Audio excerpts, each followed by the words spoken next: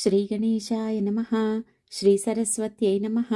శ్రీపాదవల్లభ నరసింహ సరస్వతి. శ్రీగురుదత్తాత్రేయాయ నమః. శ్రీగణపతి సచ్చిదానంద సద్గురుభ్యో నమః. శ్రీగణపతి సచ్చిదానంద 42వ అధ్యాయం. విశ్వరూపం. సాధుస్సూరిర్లౌకికోద్యోగదక్షో వాగ్మీ మౌనీ సాధకः సాధుసేవ్యః బుద్ధः సిద్ధో యస్వయం విశ్వమూర్తిస్త్వం త్వామీడే మద్గురుం ప్రాణసారం. ఆయన సామాన్య సాధువు, పండితుడు, లౌకిక వ్యవహార దక్షుడు, ఉపన్యాసకుడు, మౌని, సాధకుడు, సాధకులు సేవించదగినవాడు, నిద్ర నుంచి మేల్కొన్నవాడు, సిద్ధుడు, అన్నీ ఆయనే. ఆయన ఒక విశ్వరూపం. నా ప్రాణాలకు ప్రాణం ఆయన. అట్టి శ్రీ గురుదేవులను స్తుతిస్తున్నాను. ద్వితీయ ప్రపంచ యాత్ర. మండల దీక్ష పూర్తయిన రోజునే ద్వితీయ విదేశీ యాత్రకు బయలుదేరారు స్వామీజీ. 19/7/78 నాడు ప్రారంభమైన ఈ విదేశీ యాత్ర 2 నెలల పాటు సాగింది. ఇంగ్లాండ్, జర్మనీ, స్విట్జర్లాండ్, ఇటలీలు పర్యటించి ఇజ్రాయెల్ మీదుగా తిరిగి వచ్చారు స్వామీజీ. ఇక్కడ స్వాశ్రమంలో దత్తాత్రేయ ప్రతిష్ఠ జరుపుతూనే పాశ్చాత్య లోకంలో దత్తాత్రేయ ప్రచారం ప్రారంభించిన ఈ యూరపు పర్యటనలో అడుగడుగునా మహత్తులు వర్షించినాయి.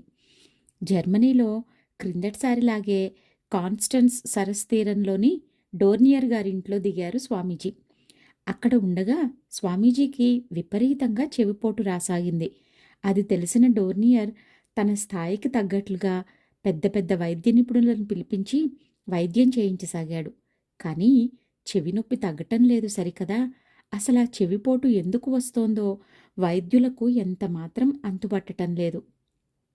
చెవిలో భాగాలన్నీ బాగానే ఉన్నాయి, కానీ చెవిలోంచి ఏవో వింత ధ్వనులు వస్తున్నాయి. ఎందుకు వస్తున్నాయో తెలియక వైద్యులు జుట్లు పీక్కుంటున్నారు. చివరికి డాక్టర్ ప్రస్తర్ అనే పేరు మోసిన నిపుణుడు పరీక్షించాడు. ఆయనకి ఏమీ అంతుపట్టలేదు. కానీ జర్మనీ వైజ్ఞానికులలో చాలామంది యోగశాస్త్రాన్ని కూడా వైజ్ఞానిక దృష్టితో అధ్యయనం చేస్తారు. ఈ డాక్టర్ ప్రస్తర్ గారు కూడా అలాగే పతంజలి యోగ సూత్రాలు అధ్యయనం చేశాడట. ఈయనకు సంస్కృతం కూడా వచ్చు. ఈ యోగ పరిచయంతో డాక్టర్ ప్రస్తర్ స్వామీజీ వ్యాధిని కొత్త కోణంలోంచి పరిశీలించసాగాడు. ఉన్నట్టుండి అతనికో మెరుపు మెరిసింది. హృదయాంతర్గతమైన పరాత్పర వస్తువునందు బుద్ధి ఏమాత్రమూ చెదరనప్పుడు లోకాతీతాలైన ధ్వనులు వినిపిస్తాయి అని ఎక్కడో చదివినట్లు గుర్తుకు వచ్చింది. ఇక ఇంటికి వెళ్ళి పుస్తకాలు తిరగేశాడు. పతంజలి యోగ సూత్రాలలో, విభూతి పాదంలో 36, 37 సూత్రాలలో ఈ విషయం దొరికింది. అలాంటి నిశ్చల యోగికి వీణాదండంలోంచి అతీంద్రియాలైన శబ్దతరంగాలు పుడతాయని డాక్టర్ ప్రస్తర్కు అర్థమైంది. వెంటనే ఆయన స్వామీజీ దగ్గరకొచ్చి ఈ విషయం మనవి చేసి, అయ్యా, మీ ధ్వనులు ఎందుకు వస్తున్నాయో తెలిసింది, నొప్పి ఎందుకు వస్తోందో తెలియలేదు, వైద్యమేమిటో కూడా తెలియలేదు అన్నాడు. స్వామీజీ డాక్టర్ ప్రస్తర్ పరిశోధనాశక్తిని, బుద్ధి తీక్షణతను ఎంతగానో ప్రశంసించి అది తగ్గిపోయింది అన్నారు.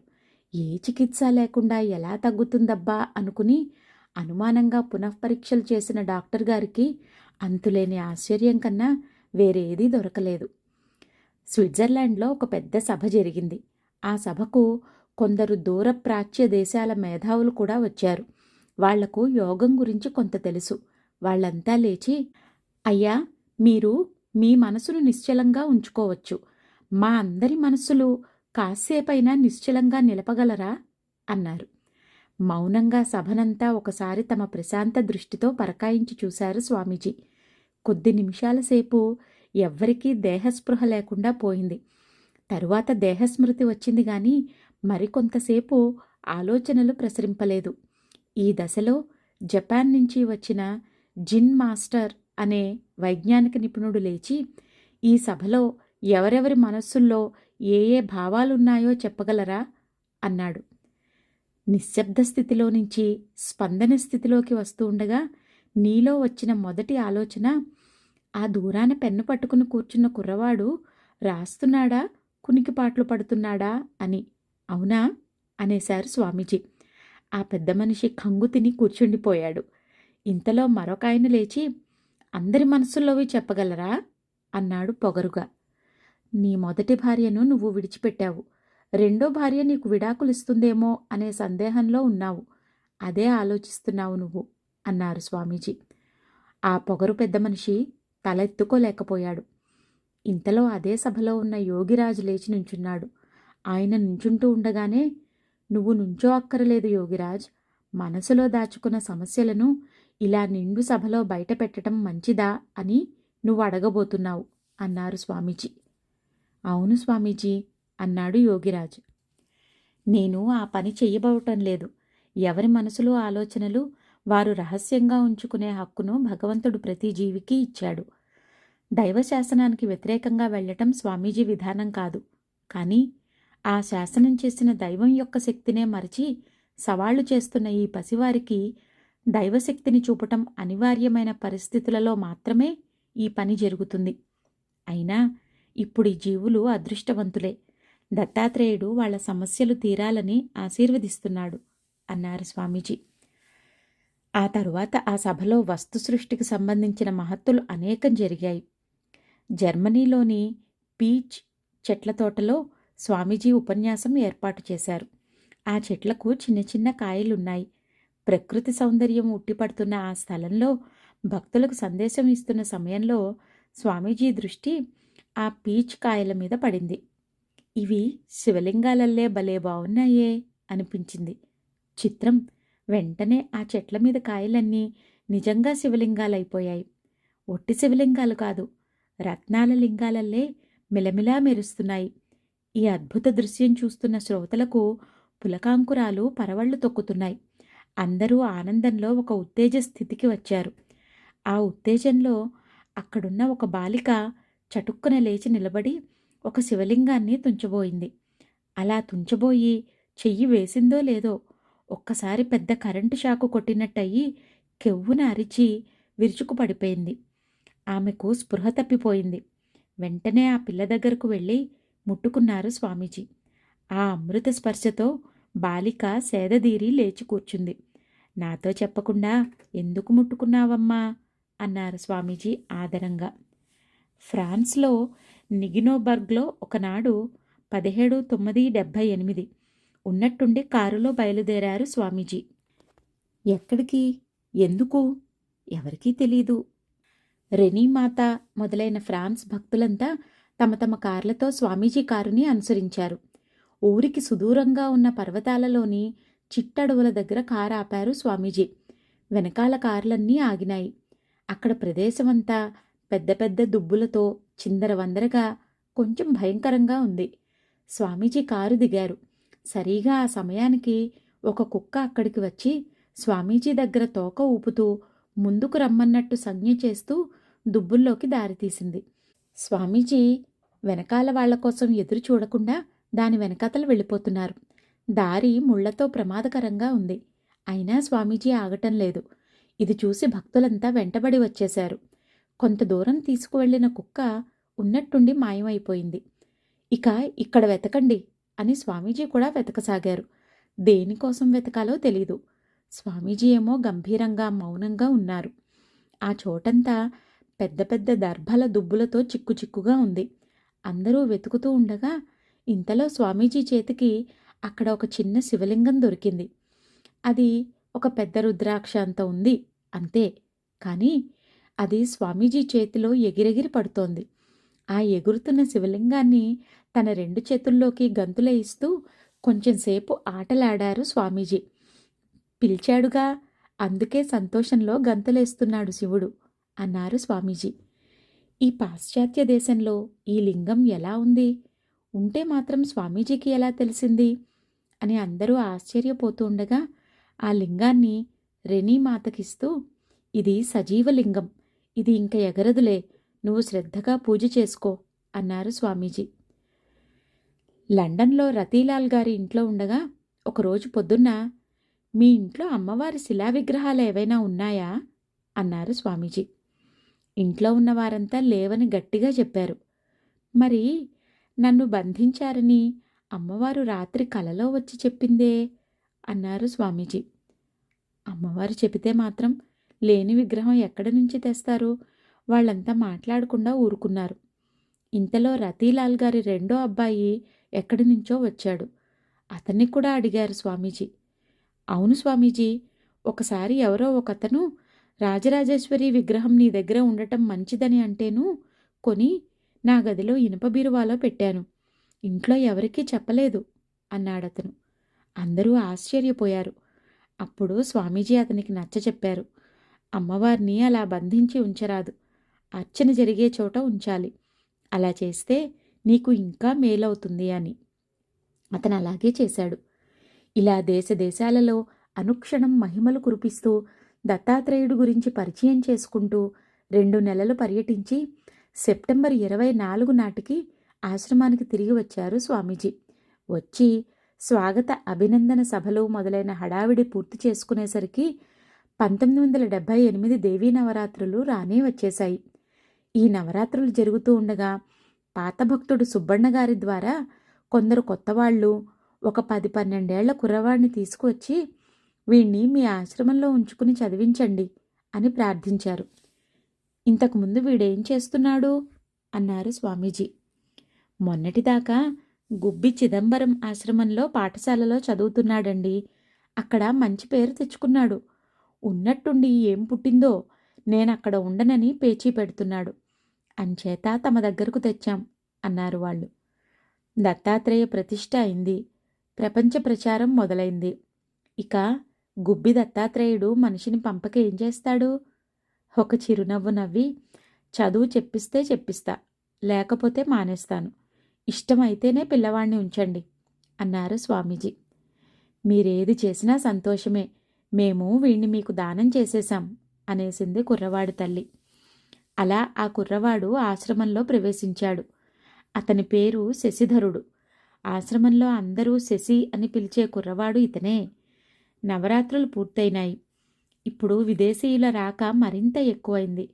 స్వామీజీకి తీరిక తక్కువైపోతోంది. అయినా పరిశోధనా కార్యక్రమాలు ముమ్మరంగానే సాగిపోతున్నాయి. మూలికా వైద్య, ప్రకృతి వైద్య, ఆయుర్వేద వైద్య విధానాల సమ్మేళనంతో ఒక ఉచిత వైద్యశాల నిర్మించాలన్న సంకల్పం ఈ ప్రాంతాలలోనే స్వామీజీకి మరింత తీవ్రమైంది. ఫలితంగా 17/12/78 నాడు ఈ వైద్యశాల భవన నిర్మాణానికి శంకుస్థాపన జరిగింది. ఈ భవనానికి కాగల వ్యయం అంతా ఫ్రాన్స్కు చెందిన రెనీమాత భరించటానికి ఉత్సాహపడి స్వామీజీ అనుమతిని పొందగలిగింది. దత్తాలయ ఆవిర్భావంతో ఆశ్రమంలో దత్తజయంతి ఉత్సవాలు ప్రారంభమైనాయి. మార్గశిరమాసపు పూర్ణిమ నాడు వచ్చే ఈ ఉత్సవాలు ఈ సంవత్సరం కొంచెం తేలికగానే జరిగినా పై సంవత్సరాల్లో ఇది ఆశ్రమానికి ఒక ముఖ్య ఉత్సవంగా మారింది. ఈ డిసెంబరు నెలలోనే విజయవాడ పటమట ఆశ్రమంలోని గురు నివాస మందిరం వాల్మీకి కుటీరంలో గృహప్రవేశం చేశారు స్వామీజీ. ఆ సందర్భంగా విజయవాడ ప్రాంతాలలో కొద్ది రోజులు పర్యటించిన స్వామీజీ తిరిగి వస్తూ కార్లను నంద్యాల వైపు తిప్పించారు. స్వామీజీ వెంట వస్తున్న విజయవాడ భక్తులకు ఇలా ఎందుకు వెళుతున్నారో తెలియదు, కానీ స్వామీజీ ఏది చేసినా దాని వెనుక ఏదో మహార్థం ఉంటుందని మాత్రం వాళ్లకు బాగా తెలుసు. స్వామీజీ రెండవ చెల్లెలైన సరస్వతి గారి భర్త సుబ్రహ్మణ్యం గారు స్వామీజీకి చిన్నప్పటి మిత్రుడు. చిన్నప్పట్లోనే కొన్ని మహిమలు చూసినవాడు. కానీ చిన్నప్పటి తిక్కస్వామితనాన్ని కూడా బాగా చూసినవాడే కావటం వల్ల ఆయనకు స్వామీజీ మీద సరియైన విశ్వాసం కుదరలేదు. ఈ వివాహమైన తరువాత 1-2 మహిమలు ఆశ్చర్యపెట్టిన మాట నిజమే గాని, ఏమైనా ఇప్పుడు ఆయన తన బావమరిది అయ్యాడు కనుక ఆయన గొప్పతనం అంగీకరించే బుద్ధి కావటం లేదు. దాంతో ఆ బుద్ధి స్వల్పంగా వక్రించసాగింది. ఉత్తమ వంశంలో పుట్టి ఉత్తమ సంస్కారాలలో పెరిగినా కూడా సహవాస దోషాలకు లొంగే తేలికతనం ఆ బుద్ధికి సంక్రమించింది. ఇంట్లో పెళ్ళాం పిల్లల కన్నా పేకాట ప్రియతరమైపోయింది. అది చివరకు తన ఆరోగ్యం కంటే కూడా ప్రియతరమైపోయింది. చివరికి కామెర్లలోకి దిగింది వ్యవహారం. ఆలస్యంగా గుర్తించటం వల్ల, పథ్యంలో అశ్రద్ధ వల్ల ఆ వ్యాధి ముదిరి చివరకు ప్రాణాపాయ స్థితి వచ్చింది. ఆ స్థితిలో ధైర్యం జారిపోయిన సరస్వతి గారు స్వామీజీ పటం దగ్గరికెళ్ళి, స్వామీజీ, ఈ సంబంధం చేసుకుంటే దీర్ఘ సుమంగళినవుతావని నాకు చెప్పారే, ఇప్పుడు ఇదేం ప్రారంధం నాకు అని వలవలా ఏడవసాగింది. ఆ రోజు కొన్ని గంటల పాటు అలా ఏడ్చింది. అలా ఏడుస్తూ ఉండగా వాకిట్లో ఏదో అలికిడి అయితే సరస్వతి గారు తలెత్తి చూసింది. ఎదురుగా స్వామీజీ. వెనకాల 5-6 విజయవాడ భక్తులతో వాకిట్లో నిలబడి నవ్వుతున్నారు స్వామీజీ. కానీ సరస్వతి గారు నవ్వే స్థితిలో లేదు. ఆమె స్వామీజీ కాళ్ల మీద పడి మరింత ఏడ్చింది. సుబ్బయ్య, ఏం చేస్తున్నావు అంటూ స్వామీజీ లోపలికి వచ్చారు. స్వామీజీ చేతుల్లో ఒక పెద్ద పుచ్చకాయ ఉంది. మంచంలో పడుకున్న సుబ్రహ్మణ్యం గారికి లేచే ఓపిక లేదు. ప్రాణాలు కడబట్టి ఉన్నాయి. కానీ వచ్చిన దగ్గర నుంచి హాస్యాలు ప్రారంభించారు స్వామీజీ. ఇల్లు ఇరుకిల్లు. స్వామీజీ రోగి మంచం పక్కనే ఒక కుర్చీ మీద కూర్చున్నారు. వచ్చిన భక్తులు ఇంట్లో కొందరు, వాకిట్లో కొందరు తచ్చట్లాడుతున్నారు. యోగక్షేమ విచారణ చేస్తూనే, రోగ లక్షణాలు అడుగుతూనే హాస్యాలు చేస్తున్నారు స్వామీజీ. స్వామీజీ హాస్యాలతో దుఃఖం ఎగిరిపోయిన సరస్వతి గారు తక్కిన విషయాలు మరిచిపోయి, స్వామీజీ, మీరంతా ఇవాళ ఇక్కడే భిక్ష చెయ్యాలి, వంట చేసేస్తున్నా అంది. త్వరగా చెయ్యి అన్నారు స్వామీజీ. అన్నాక ఆమె వంటగోలలో పడిపోయింది. కొద్దిసేపు అయ్యేసరికి సుబ్రహ్మణ్యం గారు మంచం మీద కూర్చుని స్వామీజీ హాస్యాలకు విరగబడి నవ్వసాగాడు. ఈలోగా తను తెచ్చిన పుచ్చకాయ ముక్కలు కోయించి తినమని సుబ్రహ్మణ్యం గారికి పెట్టారు స్వామీజీ. పుచ్చకాయ అంటే పరమ అపథ్యం అని అందరికీ తెలుసు. పైగా కామెర్ల రోగానికి ఈ పుచ్చకాయ పడితే ఇక వైకుంఠయాత్రే, మధ్యలో మజిలీ ఉండదు. కానీ ఆ పుచ్చకాయ ముక్క స్వంత బావమరిదికి పెడుతున్నారు స్వామీజీ. ఏ జన్మల పుణ్యమో అక్కరకు వచ్చి తినేశాడు సుబ్రహ్మణ్యం గారు. అలా 4-5 ముక్కలు తినిపించాక, ఇక మాకు టైం అయిపోయింది, మేం వెళుతున్నాం అన్నారు స్వామీజీ. అదేమిటి స్వామీజీ, అందరికీ వంట చేయమన్నారుగా అని గోల పెట్టింది సరస్వతి గారు. నువ్వు చేస్తానన్నావు, నేను త్వరగా చేయమన్నాను. నేనేం తింటానని చెప్పానా? ఎవరో ఒకరు తింటారులే అని లేచారు స్వామీజీ. లేచి వెళ్లే ముందర ఆ ఇంట్లో ఉన్న మందు సీసాలన్నీ వాకిట్లో పారేయించి, తినగలిగినంత ఈ పుచ్చకాయే తిను, మిగిలితే ఇంట్లో వాళ్లకు పెట్టు, ఇంకా మిగిలితే కావలసిన వాళ్లకు పెట్టు అని సుబ్రహ్మణ్యం గారికి చెప్పారు స్వామీజీ. చేయగలిగింది లేక నోరు మూసుకుంది సరస్వతి గారు. సాగనంపటానికి తను వాకిట్లోకి వచ్చాడు సుబ్రహ్మణ్యం గారు. అప్పుడు గుర్తు వచ్చింది భార్యాభర్తలిద్దరికీ. స్వామీజీ ఎలా వచ్చారు, కారేది అని. అప్పటికే సుబ్రహ్మణ్యం గారు నంద్యాలలో మానేపల్లె అనే ప్రాంతంలో ఉంటున్నాడు. అప్పటికి ఆయన ఉన్న ఇల్లు మెయిన్ రోడ్డుకు ఒక ఫర్లాంగు దూరంలో ఉంది. ఈ ఫర్లాంగు సందులోకి కారు వచ్చే వీలు లేదు. అందువల్ల కార్లు మెయిన్ రోడ్డు మీదే ఆపేసి నడిచి వచ్చారు స్వామీజీ. స్వామీజీ ఇంత దూరం నడిచి వచ్చారే అని పరితాపం కలిగిన సుబ్రహ్మణ్యం గారు స్వామీజీని కారు దాకా సాగనంపటానికి వెళ్ళాడు. స్వామీజీ నడక పరుగంత వేగంగా ఉంది. కారు దాకా వెళ్లి సాగనంపిన సుబ్రహ్మణ్యం గారికి కార్లు వెళ్ళిపోయిన తర్వాత గుర్తు వచ్చింది. ఇదేమిటి, నేను ఇంత దూరం ఎలా నడిచాను అని. మళ్ళీ ఇంటికి తిరిగి వచ్చేసరికి ఇక తనకు ఏ రోగమూ లేదనిపించింది. ఆ మర్నాడే ఆఫీస్కు వెళ్ళిపోయాడాయన. ఇంతా చేస్తే మొత్తం ఒక అరగంట కూడా లేరు స్వామీజీ. పోతుందనుకున్న ప్రాణం నిలబెట్టి పుచ్చకాయతో కామెర్లు తక్షణం తగ్గించేశారు స్వామీజీ. సుబ్రహ్మణ్యం గారు ఆ పుచ్చకాయ ముక్కలు కొన్ని వాళ్ల ఇంటాయనకు ఇచ్చాడు. ఈ వింత వైద్యంతో ఆయనకు 25 ఉన్న ఉబ్బసం మర్నాటికి ఎగిరిపోయింది. తనకు ఆరోగ్యం చిక్కటం వల్లే ఆశ్చర్యపోతున్న సుబ్రహ్మణ్యం గారికి ఈ రెండో సంఘటన ఆశ్చర్యతరమైపోయింది. ఈ దెబ్బతో సుబ్రహ్మణ్యం గారిలో అనూహ్యమైన పరిణామం వచ్చేసింది. ఆ మర్నాటి నుంచే రోజూ స్వామీజీ పటానికి పూజలు జపాలు మొదలెట్టాడు. ఇక పేకాటకు తీరిక లేకుండా పోయింది. 21 పరీక్షలు. 1976 జన్మదినోత్సవాలలో స్వామీజీ మీద పరిశోధన ప్రారంభించిన జ్యోతిష్కుడు వెంకటరామయ్య గారికి అది తనకు మించిన పని అని త్వరలోనే తెలిసింది. దాంతో ఆయన తనకు సన్నిహితుడు, ఆప్తుడు అయిన వెల్లనూరు సత్యనారాయణ గారిని సహాయంగా తెచ్చుకున్నాడు. సర్వతంత్ర స్వతంత్ర జ్ఞానచక్రవర్తి బిరుదాంకితుడైన సత్యనారాయణ గారి పాండిత్యం గత కొన్ని శతాబ్దాల చరిత్రలోనే అభూతపూర్వం. జగద్గురువు శృంగేరి పీఠాధీశ్వరులైన చంద్రశేఖర భారతి మహాస్వాముల దివ్యానుగ్రహానికి బాల్యంలోనే పాత్రుడైన సత్యనారాయణ గారికి ఏకసంథాగ్రాహిత్వం ఒక వరంగా ప్రాప్తించగా, శృంగగిరి శారదామాత ఆయన జిహ్వాగ్రాన కాపురం పెట్టింది. ప్రాచ్య పాశ్చాత్య సనాతన అధునాతన శాస్త్రాలన్నీ ఔపాసన పట్టిన ఈ బ్రహ్మచారికి శ్రీవిద్యా తంత్రాల మీద అఖండమైన అభిమానం ఉంది. శృంగగిరి చంద్రశేఖర భారతీ యతీశ్వరుల యందు తప్ప మరో ఉపాధి యందు గురుత్వరేఖను కూడా హృదయంలో భావించి ఎరుగని సత్యనారాయణ గారికి దేశంలో ఈనాడు ఉన్న మహాత్ములందరి దగ్గర మన్ననలున్నాయి. అందరి పట్ల సమమైన గౌరవభావం కలిగి, నిష్పాక్షికమైన బుద్ధి కలిగి, వారి అంతఃసారం ఎంతో కొలుచుకుంటూ ఉండటం ఆయనకొక సరదా. ఆయన వచ్చి పరిశోధన ప్రారంభించేసరికి అంతకు ముందు తను ఊహించని అనేక సత్యాలు బయటపడసాగినాయి. దాంతో మరింత ఉత్సాహం పెరిగిన జ్ఞానచక్రవర్తి గారు marvels of Mahakundalini and Sri Ganapathi Sachchidananda అనే పేరుతో ఒక అనన్య సాధ్యమైన గ్రంథం ఆంగ్ల భాషలో రచించి స్వామీజీ పాదాలకు సమర్పించాడు.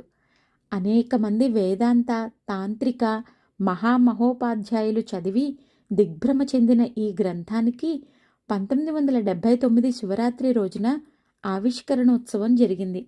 ఆ సందర్భంగా జ్ఞానచక్రవర్తి సత్యనారాయణ గారు సంస్కృతాంధ్రాంగ్ల కన్నడ భాషలలో అనర్గళమైన మహోపన్యాసం చేస్తూ ఇలా అన్నారు: నేను ఈ స్వామీజీ వారి శిష్యుణ్ణి కాదు, కావాలనే కోరిక కూడా లేదు.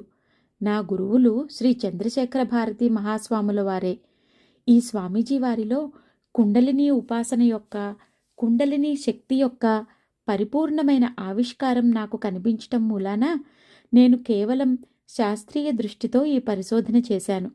స్వామీజీ నిర్వహించే గణపతి హోమ, శివరాత్రి హోమ, నరసింహ నవరాత్రి, శరన్నవరాత్రి, దత్తాత్రేయ ఆరాధనా విధానాలను గత 2 ఏళ్లుగా నిశితంగా పరిశీలించాను. నేను 108 దేవీ సమయాచార తంత్రాగమాలలో చెప్పిన 100ల కొద్దీ ముద్రలను స్వామీజీ వెయ్యటం నేను గుర్తించాను. ఈ రకమైన శాస్త్ర పరిశోధనలు కొన్ని 100లుగా చేసి స్వామీజీ దగ్గర చండికా యోగశక్తి పరిపూర్ణంగా ఉందని నిర్ధారణకు వచ్చాను. అందువల్లే ఆయన దగ్గర అగ్నిస్తంభన శక్తి కూడా ఉంది. ఇంత మాత్రమే గాక దేవీ తంత్రాలలో చెప్పిన మహాపురుష లక్షణాలకు సంబంధించిన 21 పరీక్షలను స్వామీజీ పైన నేను నిర్వహించాను.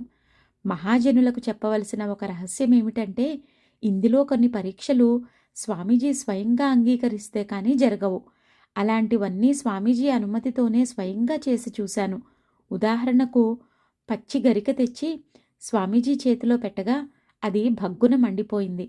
ఈ రకమైన పరీక్షలన్నింటి ద్వారా శ్రీ స్వామీజీ పరిపూర్ణులైన మహాపురుషులు అని సంపూర్ణమైన శాస్త్రాధారంతో నేను ప్రకటిస్తున్నాను. ఒక యోగి యోగ పరాకాష్ఠ అయిన సహస్రార స్థానాన్ని చేరాలంటే సామాన్యంగా మూలాధారంతో మొదలుపెట్టి 6వదైన ఆజ్ఞాచక్రాన్ని ఛేదించుకుని సహస్రారం చేరాలి. కానీ శారీరక, మానసిక మలాలను నిశ్శేషంగా దహించుకోగలిగిన ఉత్తమార్హులకు సరాసరి సహస్రార భేదనం చేయగల శక్తి లభిస్తుంది. ఇలాంటి మహాత్ములే మహాపురుషులు అనబడతారు. శ్రీ గణపతి సచ్చిదానంద స్వామీజీ ఈ శారీరక, మానసిక పరిశుద్ధిని మహోన్నతంగా సాధించిన మహనీయులు కనుకనే వారు సహస్రార భేదనం చేసి మహాపురుషులయ్యారు. కనుకనే వారు అధికారికులై, గురువులై జగజ్జనులను ఆశీర్వదించగలుగుతున్నారు, శాసించగలుగుతున్నారు. ఈ నా పరిశీలన ఫలితాలన్నింటినీ ఈ గ్రంథంలో పొందుపరిచాను. నిజానికి ఈ రకమైన సంకల్పం గాని, కృషి గాని స్వామీజీ లాంటి మహాపురుషుల మీద జరగాలంటే వారి ప్రచోదన అంతర్గతంగా ఉంటే గాని సాగదు. నాకు అలాంటి సంకల్పాన్ని, కృషిని అనుగ్రహించిన స్వామీజీకి నేను హృదయపూర్వకంగా సాష్టాంగ వందనం చేస్తున్నాను. సత్యనారాయణ గారు వినయ వినమ్రుడై స్వామీజీకి సాష్టాంగ నమస్కారం చేశాడు. స్వామీజీ ఆయనను అనేక విధాల అభినందించి సింహతలాట సువర్ణ కంకణం అనుగ్రహించి సత్కరించారు. మహాపండితులకు కూడా అంత తేలికగా కొరుకుడు పడని ఆ మహాగ్రంథం గురించి అనేక మంది మహావిద్వాంసులు ప్రశంసల వర్షాలు కురిపించారు. ఈ మహాపండితుడు స్వామీజీ అలవోకగా చెప్పే నవ్వుల మాటలలో ఉన్న శాస్త్రార్థ గాంభీర్యాలను గుర్తించి టీచింగ్స్ ఆఫ్ శ్రీ గణపతి సచ్చిదానంద అనే పేరుతో ఆంగ్ల గ్రంథం ఒకటి వ్రాశాడు. ఈ శివరాత్రికి క్రిందటి రోజు రాత్రి జరిగిన చిన్న సంఘటన ఒకటి గమనించదగి ఉన్నది.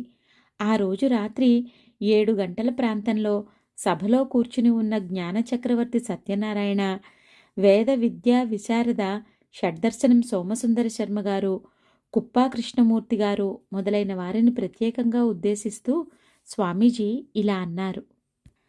స్వామీజీ చేసే అనుష్ఠాన సంప్రదాయం ఏమిటి అని అనేక మంది పరిశోధన చేస్తూ ఉంటారు. అది ఏ విధానమని చెబుదామన్నా పూర్తిగా వీలు కనిపించదు. పోనీ మనుష్యలోకంలో కాక గంధర్వలోకంలో మాత్రమే ఉన్న పాంచరాత్ర పుణ్యజన గంధర్వాగమంతో ఎక్కువ పోలికలు కనిపిస్తున్నాయి కదా అని ఇది అదే అని చెబుదామన్నా పూర్తిగా అది కాదు. పోనీ ఇక్కడ ఏ విధానమూ లేదు, అంతా బూటకమే అందామా అంటే సిద్ధి కనిపిస్తోంది. సిద్ధి ఉన్నప్పుడు విధానం లేకుండా ఎలా ఉంటుంది? పోనీ అదేమిటో మీరే చెప్పరాదా అంటే అలా చెప్పేందుకు మాకు ఆజ్ఞ లేదు. ఇలా అని పకపకా నవ్వేసి ఊరుకున్నారు స్వామీజీ. ఈ విషయాన్ని మరో అప్పుడు ఏకాంతంలో అడిగాడు కుప్పా కృష్ణమూర్తి. చెప్పే వీలు లేదు, తరువాతి పీఠాధిపతికి మాత్రమే చెబుతాను అన్నారు స్వామీజీ. ఆ మర్నాడు గ్రంథావిష్కరణం జరిగింది. ఆవిష్కరణం అయ్యేసరికి రాత్రి ఏ 10, 11 అయి ఉంటుంది. అది కాగానే మళ్ళీ ఈశ్వరాభిషేకంలో పడిపోయారు స్వామీజీ. ఇక్కడ జ్ఞానచక్రవర్తి గారు, వెంకట్రామయ్య గారు, వారి మిత్రులు కొందరు లింగోద్భవ కాలానికి దగ్గరలో ఉన్న నంజనగూడు క్షేత్రంలో ఉన్న నంజుండేశ్వరుణ్ణి దర్శించుకుందామని ఒక జీపులో వెళ్ళిపోయారు. అక్కడ దర్శనం చేసుకుని తిరిగి వస్తూ ఉండగా దారిలో ఈ శివరాత్రి మహాపర్వాన ఒక మహాపరాధం చేశానండి. స్వామీజీ మహాపురుషుడని సభలో ప్రకటించేశాను. దానికి 21 పరీక్షలు చెయ్యాలి. అందులో 20 చేశాను. చివరిది శ్రీచక్ర సృష్టి. దాన్ని నేను పరీక్షించలేదు. రేపెవడైనా వచ్చి అన్ని పరీక్షలు స్వయంగా చేశావా అంటే నేనేం చెప్పాలి అని బాధపడసాగాడు జ్ఞానచక్రవర్తి గారు. ఇంక నోరెత్తరాదు.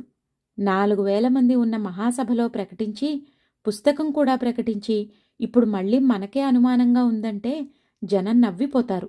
ఇక ఆ విషయం ఎత్తకు అని మందలించాడు వయోవృద్ధుడైన వెంకటరామయ్య గారు. అంతటితో అందరూ ఆ విషయం మర్చిపోయారు. ఒక నెల రోజులు పోయాక ఒకసారి ఏదో పని ఉండి మైసూరు వచ్చి స్వామీజీ దర్శనానికి వచ్చాడు వెంకట్రామయ్య గారు. ఆయన వచ్చేసరికి స్వామీజీ బయటే ఉన్నారు. అప్పటిదాకా సౌమ్యంగా నవ్వుతున్న స్వామీజీ వెంకట్రామయ్య గారిని చూస్తూనే ఒక్క అరుపు అరిచారు. నేను నీకు గురువునేనా అని. ఇదేమిటి అని ఆశ్చర్యపోయిన వెంకట్రామయ్య గారు, ముమ్మాటికి మీరే నా గురువు అన్నాడు వందనం చేస్తూ.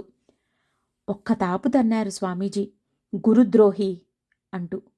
4 గజాలు వెనక్కి వెళ్ళిపడ్డాడు వెంకట్రామయ్య గారు. నీ మొహం చూడరాదు, బయటికి పో అని ఘీంకరించారు స్వామీజీ. ఈసరికి వెంకట్రామయ్య గారు తేరుకున్నాడు. స్వామీజీ, నా తప్పేమిటి చెప్పండి, చెప్తే తప్ప నేను పోను అన్నాడు మొండిగా. స్వామీజీ వెళ్ళిపోమ్మంటుంటే ఎదిరిస్తున్నాడని భావించి ఆశ్రమవాసులు ఆయన్ని గెంటెయ్యబోయారు. మీరు వాణ్ణి ముట్టుకోవద్దు అని అరిచి స్వామీజీ తనే స్వయంగా వెంకట్రామయ్య గారిని గెంటేయసాగారు. అలా చొప్పరం నుంచి హనుమద్వారం దాకా వెంకట్రామయ్య గారిని మెల్లిమెల్లిగా తోసుకుంటూ వాదించుకుంటూ వచ్చేసరికి అరగంట పట్టింది.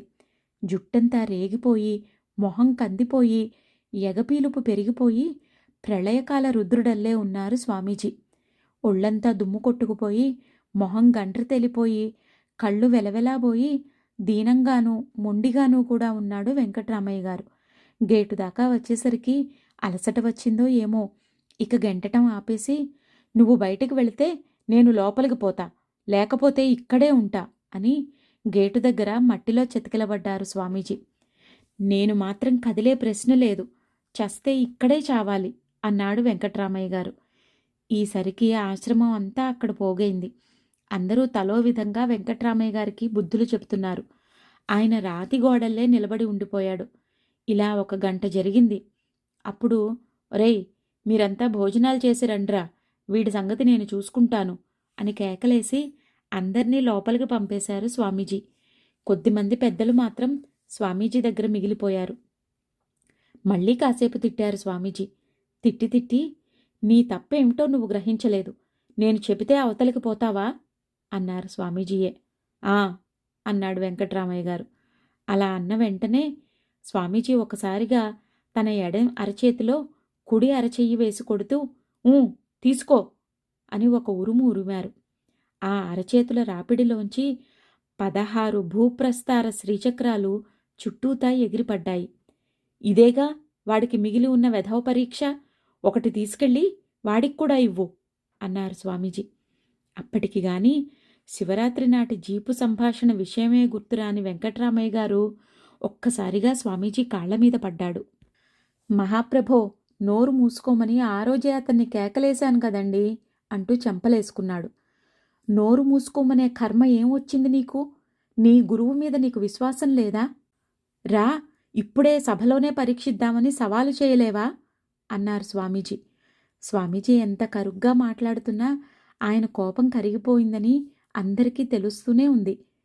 నా మనస్సులో ఏదైనా సందేహలేశం ఉంటే దాన్ని నిర్మూలించటానికి, గురునిందను మౌనంగా వింటూ కూర్చున్న మహాపాపం ప్రక్షాళన చెయ్యటానికి నాకీ ప్రాయశ్చిత్తం విధించారు. అంతే తప్ప నా మీద మీకు కోపం ఎక్కడుంది మహాప్రభో, ధన్యోస్మి అన్నాడు వెంకట్రామయ్య గారు. ఆ 16 శ్రీచక్రాలలో ఒకటి వెంకట్రామయ్య గారికి, మరోటి జ్ఞానచక్రవర్తి గారి కోసమూ ఇచ్చి మిగిలినవి అక్కడున్న కొందరు భక్తులకు ప్రసాదంగా ఇచ్చారు స్వామీజీ. వాటిలో ఒకటి ఆశ్రమపు పురోహితులు భాస్కరం తిమ్మప్పయ్య గారికి కూడా లభించింది. స్వామీజీ శ్రీచక్రం సృష్టించటం ఇది మొదటిసారి కాదు. అనేకసార్లు అనేక మంది చూశారు. కానీ ఆ శ్రీచక్ర సృష్టిలో ఇంత గొప్పదనం ఉందని మాత్రం ఎవరికీ తెలీదు.